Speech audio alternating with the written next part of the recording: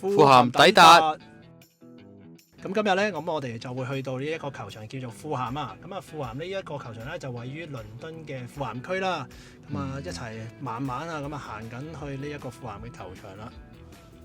幾靚喎風景。冇錯啊，咁啊呢個富咸嘅球場啦，都係一啲民居嘅隔離啊。咁啊呢一個啦就係一個富咸嘅叫做正門個水牌啦。哇，其實都好細嘅，咁嗰個牌。咁你見到呢一個就係一個酥粉啦。咁我哋不如一齊入去睇下有啲咩買啦，咁樣。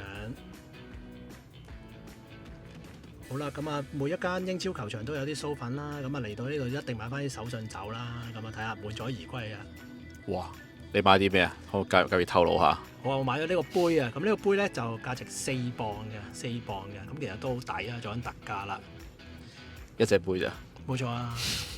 好，我哋而家再向前行啦，就去到一個銅像嘅前面。但係你知唔知呢個係邊個球星呢？富咸嘅。嗱，咁我咧就唔識嘅，但係我知道咧每一個球場咧咁一定會有個銅像喺度啦，都係一啲傑出嘅人啦。咁我睇下呢個人叫咩名啦？哇，叫做 Johnny 啊，咁啊，係啦，咁啊之後咧，我哋就上網睇過去啦，原來係一個即係一個好耐之前名宿啦。咁啊轉眼間啦，咁我哋嚟到一個泰晤士河啊，咁因為咧富咸咧就球場位於泰晤士河嘅隔離啦，咁所以你見到而家我哋喺呢個地方度參觀啦，咁啊行下啦，究竟咧睇下呢個側門方面啦，咁啊富咸係幾靚咧？